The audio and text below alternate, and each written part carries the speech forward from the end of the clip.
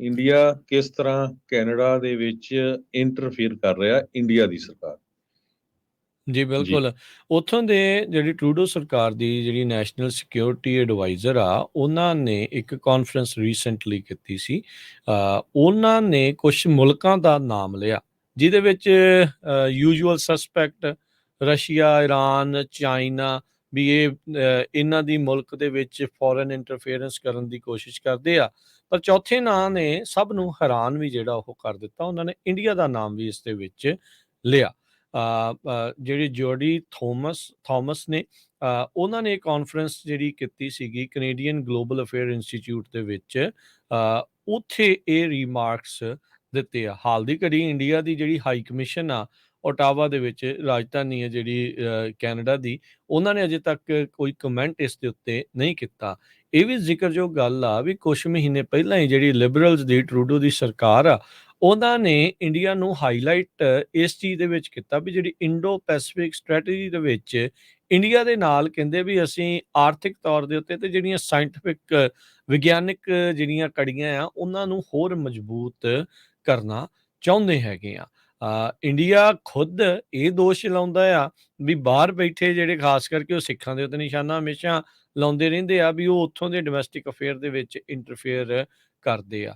ਤੇ ਪਰ ਹੁਣ ਮੁਲਕ ਇਹ ਮੰਨ ਰਿਹਾ ਹੈ, ਕੈਨੇਡਾ ਦੇ ਜਿਹੜੇ ਨੈਸ਼ਨਲ ਸਿਕਿਉਰਿਟੀ ਐਡਵਾਈਜ਼ਰ ਆ ਉਹ ਇਹ ਮੰਨਦੇ ਆ ਵੀ ਇੰਡੀਆ ਹੁਣ ਇੰਟਰਫੀਅਰੈਂਸ ਉੱਥੋਂ ਦੀ ਲੋਕਲ ਪੋਲਿਟਿਕਸ ਦੇ ਵਿੱਚ ਕਮਿਊਨਿਟੀਜ਼ ਦੇ ਥਰੂ, ਡਾਇਸਪੋਰਾ ਦੇ ਥਰੂ ਉਹ ਕੋਸ਼ਿਸ਼ ਕਰ ਰਹੇ ਆ ਉੱਥੋਂ ਦੀਆਂ ਚੀਜ਼ਾਂ ਦੇ ਵਿੱਚ ਇੰਟਰਫੇਅਰ ਕਰਨ ਦੇ ਲਈ। ਜੀ, ਸੋ ਦੂਸਰੇ ਪਾਸੇ ਇੰਡੀਆ ਇਹ ਕਹਿੰਦਾ ਹੈ ਵੀ ਇੱਥੇ ਦੀ ਜਿਹੜੀ ਸਰਕਾਰ ਆ ਉਹ ਕਿਸਾਨਾਂ ਦੇ ਮੋਰਚੇ ਨੂੰ ਲੈ ਕੇ, ਜੋ ਐਨਡੀਪੀ ਦੇ ਇਸੇ ਤਰ੍ਹਾਂ ਜਗਮੀਤ ਸਿੰਘ ਉਹਨਾਂ ਨੂੰ ਲੈ ਕੇ ਜੋ ਐਮਪੀ ਹੈਗੇ ਆ, ਜੋ ਸਪੋਰਟ ਕਰਦੇ ਆ ਮੌਜੂਦਾ ਸਰਕਾਰ, ਕਿਉਂਕਿ ਉਹ ਮੈਜੋਰਟੀ ਦੇ ਵਿੱਚ ਨਹੀਂ ਹੈਗੀ ਜਸਟਿਨ ਟਰੂਡੋ ਦੀ, ਵੀ ਉਹ ਖਾਲਿਸਤਾਨ ਦੇ ਜਿੰਨੇ ਵੀ ਆਰਗੇਨਾਈਜੇਸ਼ਨਸ ਆ ਉਹਨਾਂ ਦੇ ਸਪੋਰਟਰ ਹੈਗੇ ਆ।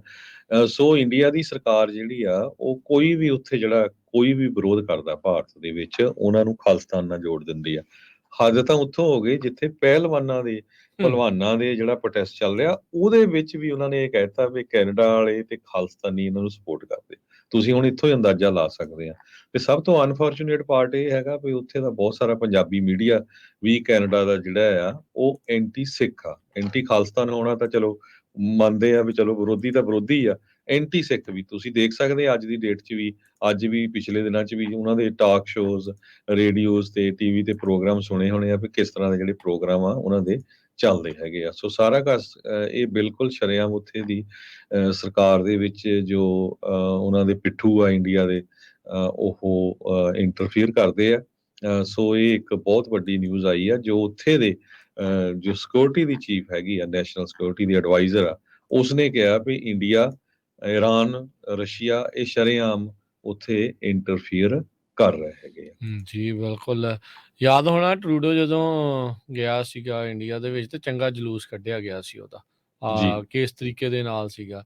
ਉਸ ਤੋਂ ਬਾਅਦ ਦੇ ਵਿੱਚ ਕੈਨੇਡੀਅਨ ਸਰਕਾਰ ਦੇ ਵਿੱਚ ਅੰਦਰ ਖਾਤੇ ਸੀਗੇ ਲੋਕ, ਕੁਛ ਨਾ ਕੁਛ ਇਸ ਚੀਜ਼ ਨੂੰ ਲੈ ਕੇ ਨਾਰਾਜ਼ਗੀ ਤਾਂ ਜਿਹੜੀ ਆ ਉਹ ਜ਼ਾਹਰ ਕੀਤੀ ਗਈ ਸੀ।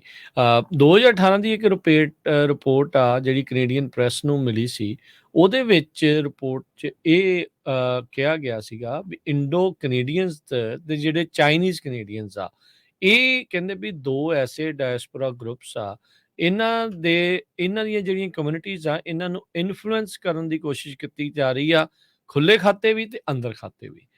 ਜਿਹੜੀਆਂ ਉੱਥੋਂ ਦੀਆਂ ਲੋਕਲ ਸਰਕਾਰਾਂ ਆ ਉਹ ਆਪਣੇ ਏਜੰਡੇਜ਼ ਦੇ ਥਰੂ, ਹੁਣ ਆਪਾਂ ਨੂੰ ਪਤਾ ਹੈ ਵੀ ਕਿਹੜੇ ਕਿਹੜੇ ਪਿੱਠੂ ਉੱਥੇ ਲਿਆ ਕੇ ਬਿਠਾਏ ਜਾਂਦੇ ਆ, ਕਿੱਦਾਂ ਕਮਿਊਨਿਟੀ ਦਾ ਇੱਕ ਸੋਚ ਬਦਲਣ ਦੀ ਉਸ ਦੇ ਵਿੱਚ ਕੋਸ਼ਿਸ਼ ਕੀਤੀ ਜਾਂਦੀ ਆ। ਸੋ ਉਹ ਸੋਚ ਬਦਲ ਕੇ ਉਹ ਕੈਨੇਡੀਅਨ ਲੋਕਾਂ ਦੀ ਜਾਂ ਉੱਥੋਂ ਦੀ ਪੋਲਿਟਿਕਸ ਜਾਂ ਉੱਥੋਂ ਦੀਆਂ ਨੀਤੀਆਂ ਨੂੰ ਪ੍ਰਭਾਵਿਤ ਕਰਨ ਦੀ ਕੋਸ਼ਿਸ਼ ਜਿਹੜੀ ਆ ਪੈਰਲਲੀ ਜਿਹੜੀ ਉਹ ਚੱਲ ਰਹੀ ਹੈਗੀ ਆ। ਸੋ ਇਸ ਵਾਰ ਇੰਡੀਆ ਦਾ ਜਿਹੜਾ ਉਹ ਨਾਮ ਵੀ ਇਸ ਦੇ ਵਿੱਚ ਆ ਚੁੱਕਾ ਆ। ਸੋ ਦੇਖੋ ਅੱਗੇ ਕੀ ਇਹਦੇ ਵਿੱਚ ਜਿਹੜਾ ਉਹ ਬਣਦਾ ਆ।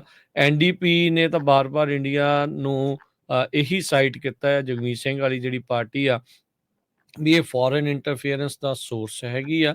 ਤੇ ਉਹਨਾਂ ਨੇ ਇਹ ਸੁਜੈਸਟ ਕੀਤਾ ਸੀ ਵੀ ਕੈਨੇਡਾ ਜਿਹੜਾ ਆ ਆਪਣਾ ਇੰਡੀਆ ਦੇ ਨਾਲ ਜਿਹੜੀਆਂ ਸੰਬੰਧ ਆ ਉਹਨਾਂ ਨੂੰ ਲਿਮਿਟ ਰੱਖੇ, ਕਿਉਂਕਿ ਉੱਥੋਂ ਉਸ ਮੁਲਕ ਦੇ ਹਿਊਮਨ ਰਾਈਟ ਕੰਸਰਨਸ ਵੀ ਕੋਈ ਬਹੁਤੇ ਚੰਗੇ ਨਹੀਂ ਹੈਗੇ। ਸੋ ਹੁਣ ਇਹ ਇੱਕ ਨਵੀਂ ਫਿੰਗਰ ਪੁਆਇੰਟਿੰਗ ਹੋਈ ਆ।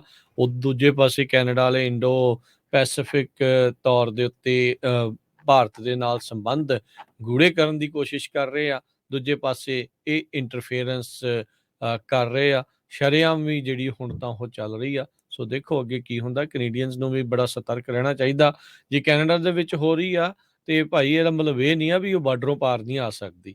ਆਪਣੇ ਜੀ ਜਿਹੜੇ ਅਮਰੀਕਾ 'ਚ ਵੀ ਬੈਠੇ ਨੇ, ਇੱਥੇ ਵੀ ਬਹੁਤ ਆਪਾਂ ਨੂੰ ਪਤਾ ਆ ਵੀ ਕੀ ਕੁਛ ਚੱਲ ਰਿਹਾ ਆ।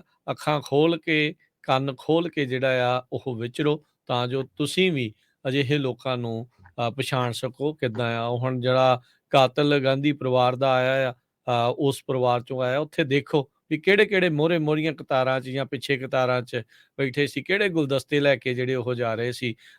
ਰਾਜਾ ਵੜਿੰਗ ਵਾਲੀ ਵੀ ਵੀਡੀਓ ਸਾਰਿਆਂ ਨੇ, ਕਈਆਂ ਨੇ ਦੇਖੀ ਹੋਣੀ ਆ, ਵੀ ਸਵਾਲਾਂ ਦੇ ਜਵਾਬ ਦੇਣ ਤੋਂ ਭੱਜਿਆ ਤੇ ਬਾਅਦ 'ਚ ਟਵੀਟੋ ਟਵੀਟੀ ਹੋਣਾ ਜਿਹੜਾ ਉਹ ਸ਼ੁਰੂ ਹੋ ਜਾਂਦੇ ਆ। ਸੋ ਇਹ ਦੇਖੋ ਵੀ ਕੌਣ ਇਹਨਾਂ ਨੂੰ ਸ਼ੀਲਡ ਕਰਨ ਦੀ ਜਿਹੜੀ ਉਹ ਕੋਸ਼ਿਸ਼ ਕਰ ਰਹੇ ਹੈਗੇ ਆ। ਜੀ।